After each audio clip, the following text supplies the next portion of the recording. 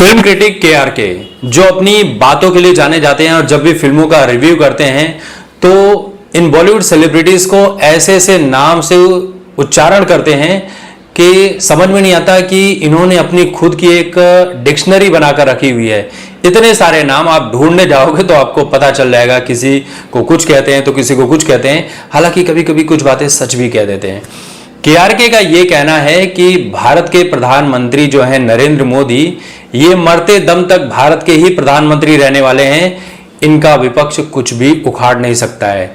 विपक्ष इनके सामने नील बटे सन्नाटा है। ये कभी प्रधानमंत्री को हरा ही नहीं सकते हैं, बीजेपी को हरा ही नहीं सकते हैं। बीजेपी सत्ता में काफी समय तक रहने वाली है। प्रधानमंत्री मोदी जो हैं वो मरते दम तक प्रधानमंत्री ही रहेंगे। दूसरी तरफ ये कह रहे हैं कि जिस तरह से बिहार चुनाव एनडीए गठबंधन ने जीता है, उससे भी ज्यादा बड़ी जीत बीजेपी की उत्तर प्रदेश में 2027 में होगी। योगी आदित्यनाथ फिर से मुख्यमंत्री बनेंगे और भारी मतों के अंतर से जीत जाएंगे। और इस बात से लोग सहमत भी हैं। और चाहे आप ईवीएम घोटाला कह लो, एसआईआर के ऊपर बात कर लो, फिर वोट चोरी की बात कर लो, राहुल गांधी के सारे दावे फीके पड़ जाते हैं।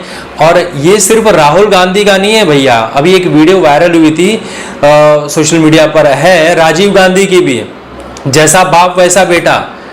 उस टाइम पर बीजेपी को 86 सीटें मिली थी, तो ये कह रहे हैं कि बीजेपी ने वोट चोरी की है। ये राजीव गांधी कह रहे हैं कि हमारा वोट का परसेंटेज इतना है तो हमको इतनी सीटें मिली, बीजेपी का वोट परसेंटेज इतना है तो बीजेपी को इतनी ज्यादा सीटें कैसे मिल गई। मतलब ये वायरस जो है ये बाप से ही बेटे के अंदर ट्रांसफर हुआ है। आप समझ रहे हैं ना, प्रॉब्लम वहीं से है। और ये चाह रहे हैं कि देश का प्रधानमंत्री भाई ये राहुल गांधी बने।